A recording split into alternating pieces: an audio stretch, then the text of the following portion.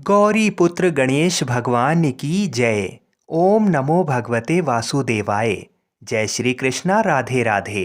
वर्ष 2023 के तुलसी विवाह पर्व की आप सभी को हार्दिक शुभकामनाएं। बोलिए श्री लक्ष्मी नारायण भगवान की जय। बोलिए श्री तुलसी शालीग्राम जी की जय। हर साल कार्तिक मास के शुक्ल पक्ष की एकादशी तिथि को तुलसी विवाह का आयोजन किया जाता है। कुछ स्थानों पर 5 दिनों तक अर्थात देव उठनी एकादशी से लेकर कार्तिक पूर्णिमा तक तुलसी विवाह का आयोजन किया जाता है और प्रतिदिन तुलसी विवाह की कथा अवश्य सुनना चाहिए। तुलसी विवाह पूरे भारत में विवाहित महिलाओं द्वारा अपने पति और परिवार के सदस्यों की भलाई और उन्नति के लिए रखा जाता है। हिंदू धर्म में तुलसी के पौधे को पवित्र पौधा मानते हैं और उसे माता के स्वरूप में पूजा जाता है। तुलसी को स्वयं देवी महालक्ष्मी का अवतार माना जाता है। युवतियां वैवाहिक सुख की प्राप्ति के लिए पूरी श्रद्धा के साथ देवी लक्ष्मी से प्रार्थना करती हैं। तुलसी विवाह अविवाहित महिलाओं द्वारा भी अच्छे पति की कामना के लिए किया जाता है। देव उठनी एकादशी के दिन भगवान विष्णु के शालीग्राम अवतार के साथ माता तुलसी का विवाह कराने की परंपरा है और इसी दिन से विवाह एवं अन्य मांगलिक सभी कार्य आरंभ हो जाते हैं। कहते हैं इन 5 दिन तुलसी विवाह की कथा सुनना भी अनंत फलों को देने वाला होता है। तो आज मैं आपको सुना रहा हूँ तुलसी विवाह की बड़ी दुर्लभ 2 कथाएं। तो आइए भगवान श्री लक्ष्मी नारायण जी के चरणों का ध्यान करते हुए तुलसी विवाह की कथाओं को सुनते हैं। एक कथा के अनुसार एक कुटुंब में ननद तथा भाभी साथ रहती थीं। ननद का विवाह अभी नहीं हुआ था। वह तुलसी के पौधे की बहुत सेवा करती थी, लेकिन उसकी भाभी को ये सब बिल्कुल भी पसंद नहीं था। जब कभी उसकी भाभी को अत्यधिक क्रोध आता, तब वह उसे ताना देते हुए कहती कि जब तुम्हारा विवाह होगा तो मैं तुलसी ही बारातियों को खाने को दूंगी और तुम्हारे दहेज में भी तुलसी ही दूंगी। कुछ समय बीत जाने पर ननद का विवाह पक्का हुआ। विवाह के दिन भाभी ने अपनी कथनी के अनुसार बारातियों के सामने तुलसी का गमला फोड़ दिया और खाने के लिए कहा।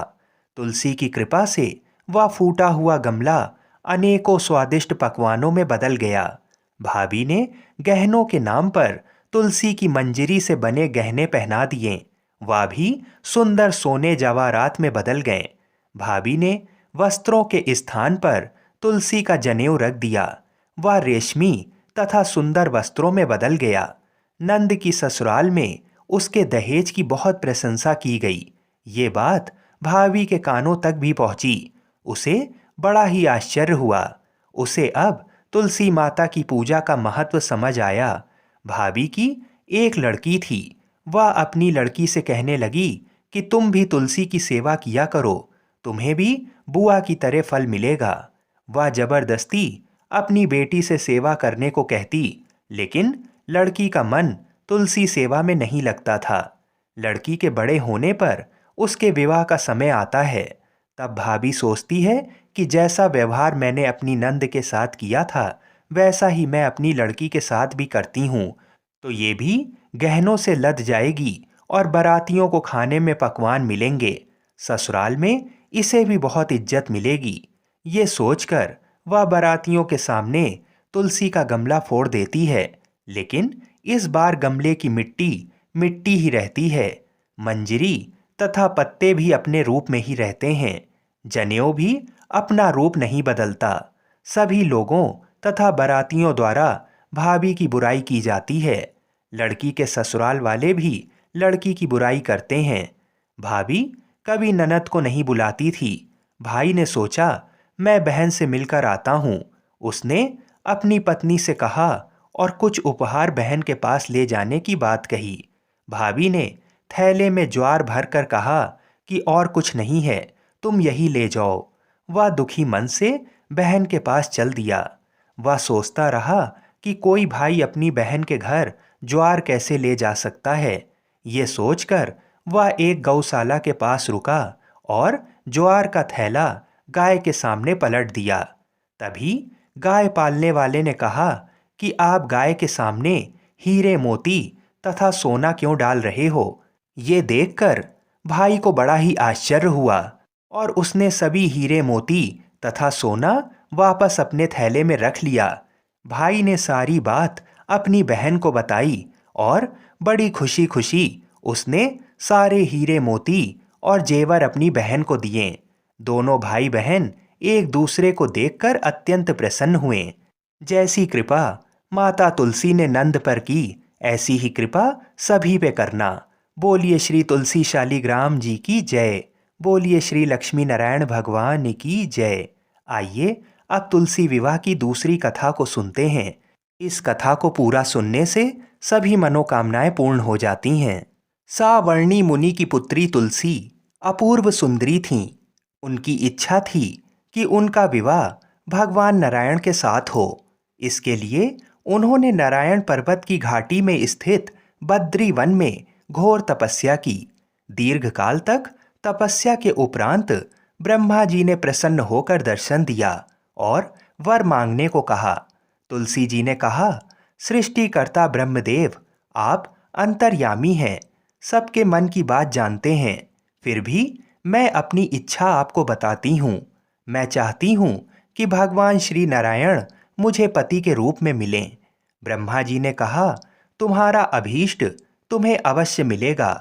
अपने पूर्व जन्म में किसी अपराध के कारण तुम्हें श्राप मिला है। इसी प्रकार भगवान श्री नारायण के एक पार्षद को भी दानव कुल में जन्म लेने का श्राप मिला है। दानव कुल में जन्म लेने के बाद भी उसमें नारायण का अंश विद्यमान रहेगा। इसलिए इस जन्म में पूर्व जन्म के पाप के शमन के लिए संपूर्ण नारायण तो नहीं, नारायण के अंश से युक्त दानव कुल जन्म में उस शापग्रस्त पार्षद से तुम्हारा विवाह होगा। श्राप मुक्त होने पर भगवान श्री नारायण सदा सर्वदा के लिए तुम्हारे पति हो जाएंगे।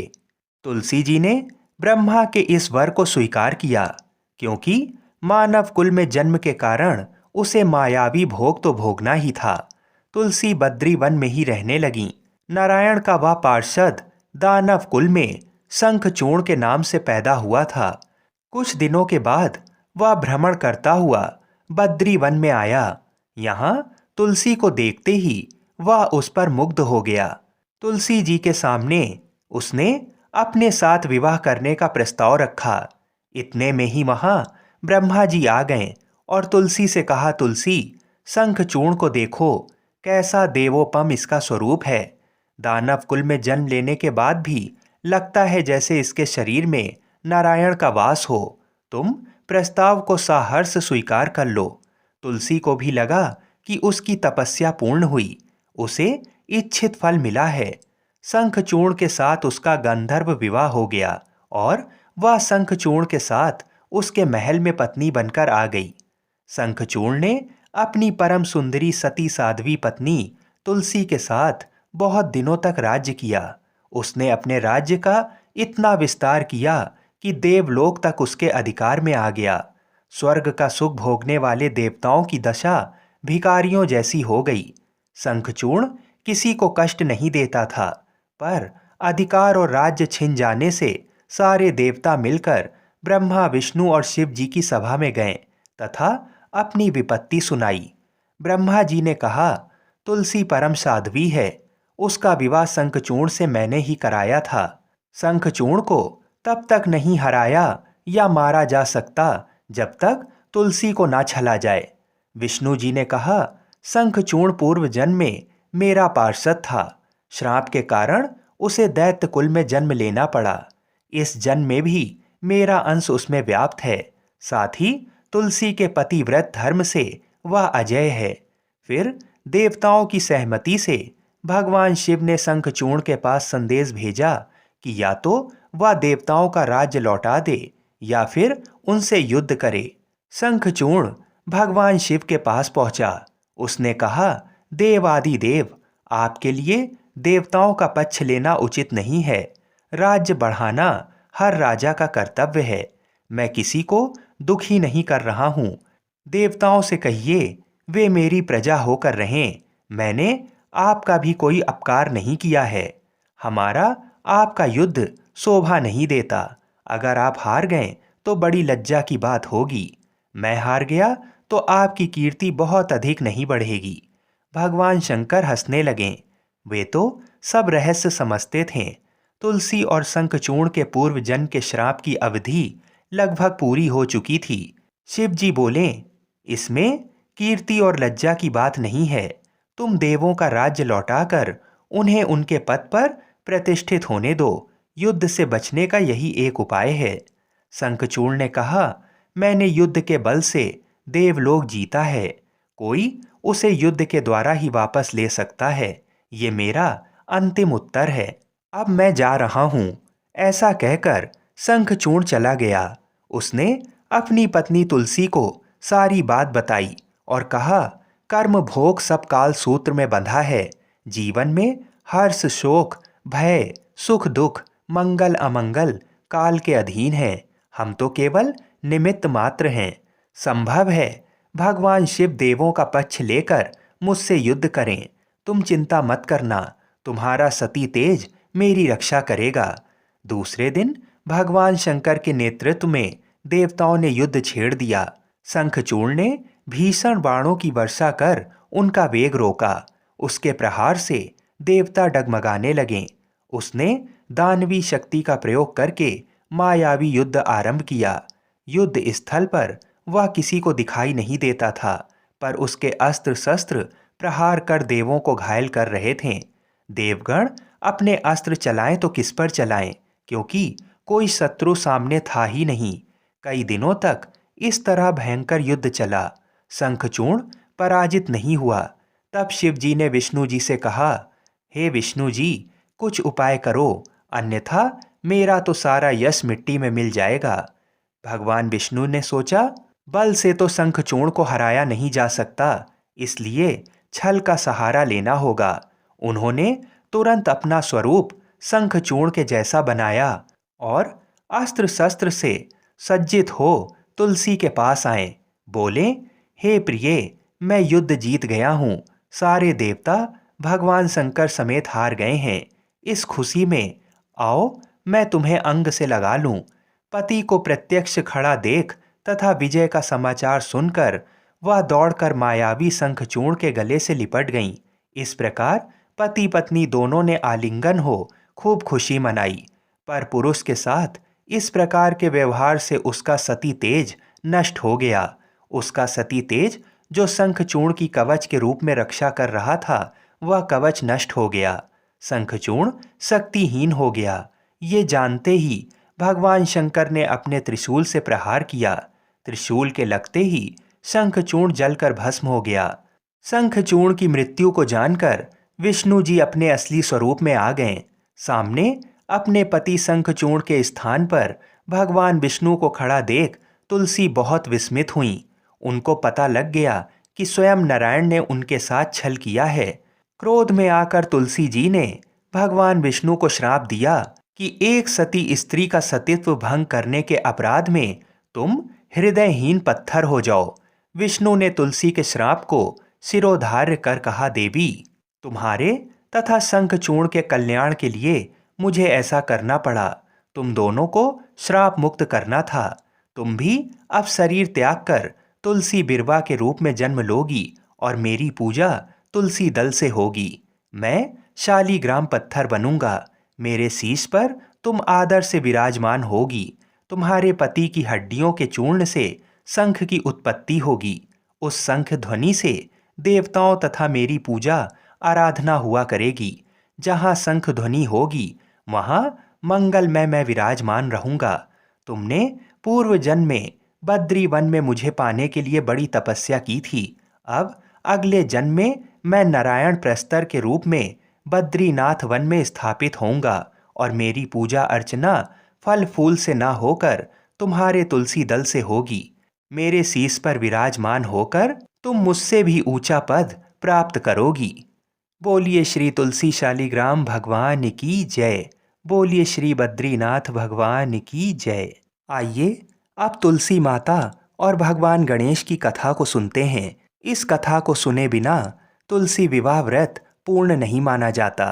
एक समय नव यौवना संपन्ना तुलसी देवी नारायण परायण होकर तपस्या के निमित्त से तीर्थों में भ्रमण करती हुई गंगा तट पर पहुंची।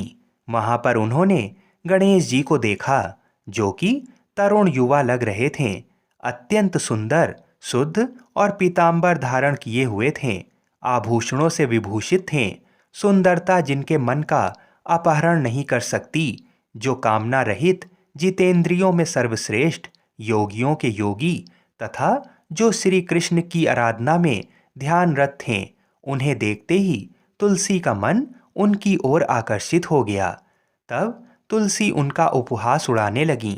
ध्यान भंग होने पर गणेश जी ने उनसे उनका परिचय पूछा और उनके वहां आगमन का कारण जानना चाहा।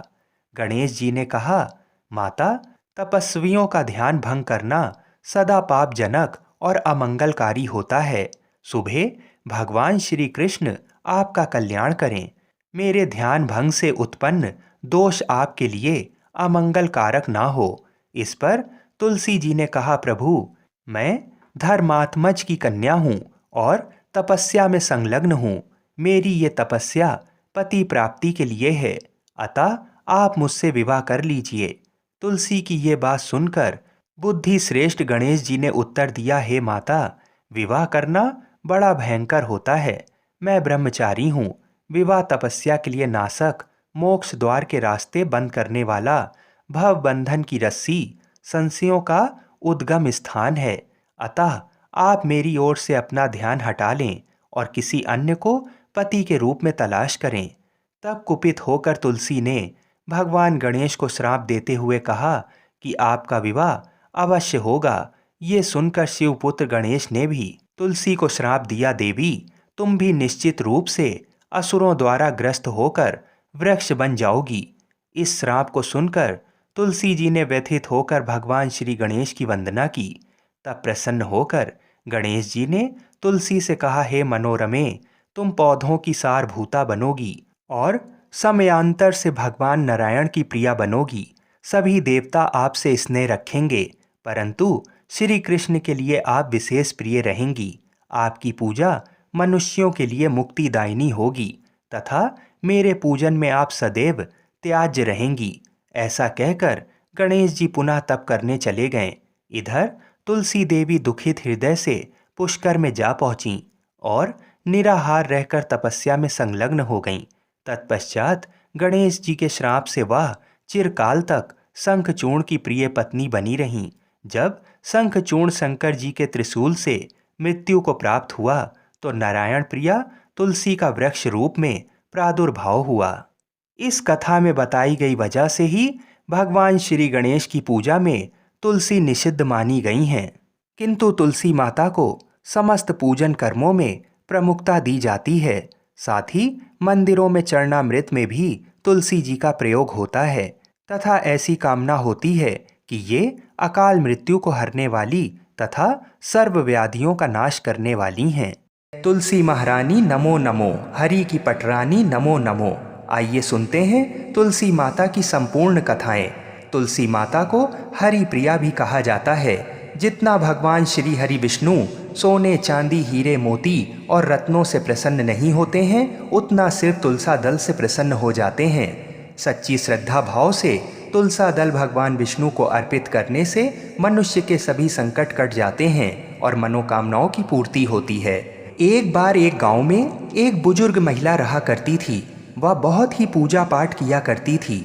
वह रोज तुलसी माँ की पूजा करती थी और वह बुजुर्ग महिला रोज तुलसी माता से कहती, हे तुलसी माँ, तुम मुझे बहू दे, पीतांबर की धोती दे, मीठा मीठा घास दे, बैकुंठ में वास दे, चटक की चाल दे, पटक की मौत दे, चंदन का काठ दे, रानी सा काज दे, दाल भात का भोजन दे, 11 की मौत दे और कृष्ण जी का कंधा दे।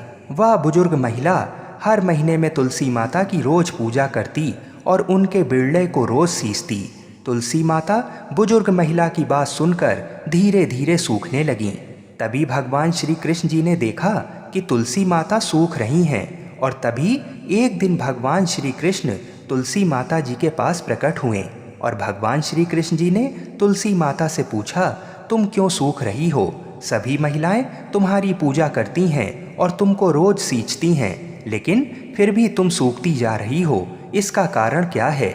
जिसके बाद तुलसी माता ने भगवान श्री कृष्ण जी से कहा कि हे प्रभु, एक बुजुर्ग महिला मेरे पास रोज आती है और रोज एक ही बात बोलती है, हे तुलसी माता, सबकी दाता, मैं तेरा बिरला सींचती हूँ, तुम मुझे बहू दे, पीताम्बर की धोती दे, मीठा मीठा घास दे, बैकुंठ में वास दे, चटक की चाल दे, पटक की मौत दे, चंदन का काठ दे, रानी सा राज दे, दाल भात का भोजन दे, 11 की मौत दे और कृष्ण जी का कंधा दे।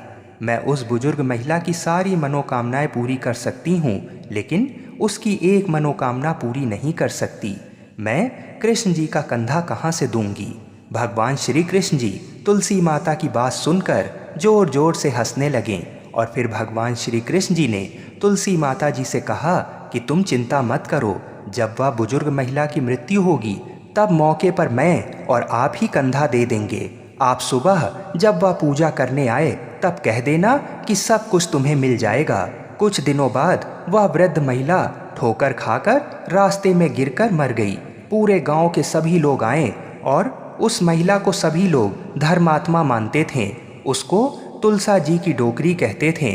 उसके परिवार में कोई भी नहीं था, इसलिए गांव वालों ने ही उसके अंतिम संस्कार करने की योजना बनाई और उसे नहलाकर जब बैकुंठी पर बैठाने के लिए उसे उठाने लगे तो उसके मृत शरीर इतना भारी हो गया था कि उसे कोई उठा नहीं पाया। ये सब देखकर वहाँ के सभी लोग तरह तरह की बातें करने लगे और कहने लगे कि ये इतना पूजा पाठ करती थी, हर समय माला फेरती थी, इसलिए ये इतनी भारी हो गई है। वहीं पूरे गांव में चर्चा होने लगी कि डोकरी माई कोई भक्ति नहीं करती थी, ये छल कपट करती थी। हम जिसे धर्मात्मा समझते थे वह पापी है, जो कि किसी से भी नहीं उठ पा रही है। ये इसके कर्मों की सजा है। इधर भगवान ने सोचा कि मेरे भक्तों की निंदा हो रही है, इसलिए भगवान ने बूढ़े ब्राह्मण का भेष धारण करके वहाँ पर आए और वहाँ पर एकत्रित लोगों से पूछने लगे कि यहाँ पर इतनी भीड़ क्यों लगी है, जिससे लोग कहने लगे कि ये डोकरी माई मर गई है और पाप इतना था कि जिससे ये उठ नहीं पा रही है। सब उठा उठा कर थक गए। तब ब्राह्मण ने कहा कि मुझे एक बार डोकरी के कानों में कहने दो, फिर वह देखो कैसे उठती है। तो सभी लोग ने कहा कि आप भी प्रयास करके देख लीजिए। तब भगवान ने उस वृद्ध महिला के कानों में कहा कि हे डोकरी माई, देखो मैं आ गया। और जो डोकरी पूजा करते समय शब्द कहती थी वह शब्द उसके कानों में कहने लगे, तू बिरला सींचूं तेरा, मैं करूं निस्तारा मेरा। डोकरी माई बहू ले, बेटी ले, पोता ले, लड्डू ले, पीताम्बर की धोती ले, गहना ले, घी का घड़ा ले, मीठा मीठा खीर और पूड़ी ले, दाल भात का भोजन ले, धन दौलत ले, बेटा पोता को काम ले, तुलसी को पता ले, मुंह में गंगा जल ले, 11 को दिन ले, चंदन को दाग ले, श्री कृष्ण जी का कंधा ले। इतना सुनते ही डोकरी हल्की हो गई। भगवान ने बोला, आओ और उसको उठाओ। भगवान ने हाथ लगाया और डोकरी उठ गई। सबको बड़ा ही आश्चर्य हुआ। उसे खूब धूमधाम से ले जाया गया। भगवान उसे अपने कंधे पर ले गए। पूरे गांव में इसकी चर्चा होने लगी, जिससे उसको मुक्ति मिल गई और वह बैकुंठ में चली गई। सभी लोग देखते रह गए। सभी लोगों ने देखा कि शमशान घाट तक तो ब्राह्मण साथ ही आया था, लेकिन अब वह दिखाई नहीं दे रहा है। इससे लोगों को समझ में आ गया कि वह कोई और नहीं, स्वयं भगवान ही बूढ़े ब्राह्मण के रूप में आए थे। बोलिए श्री राधा कृष्ण भगवान की जय। बोलिए श्री तुलसी शालिग्राम जी की जय। आइए अब तुलसी विवाह की विधि को जान लेते हैं। तुलसी विवाह के दिन तुलसी का गमला साफ सुथरा करके गेरू और चूने से रंग कर सजाएं। साड़ी आदि से सुंदर मंडप बनाकर गन्ने व फूलों से सजाना चाहिए। परिवार के सभी सदस्य शाम के समय तुलसी विवाह में शामिल होने के लिए नए वस्त्र आदि पहनकर तैयार हों। तुलसी के साथ शादी के लिए शालिग्राम जी अवश्य होने चाहिए। ये ना मिलें तो आप अपनी श्रद्धा अनुसार सोने, पीतल या मिश्रित धातु की मूर्ति ले सकते हैं या फिर विष्णु जी की तस्वीर भी ले सकते हैं।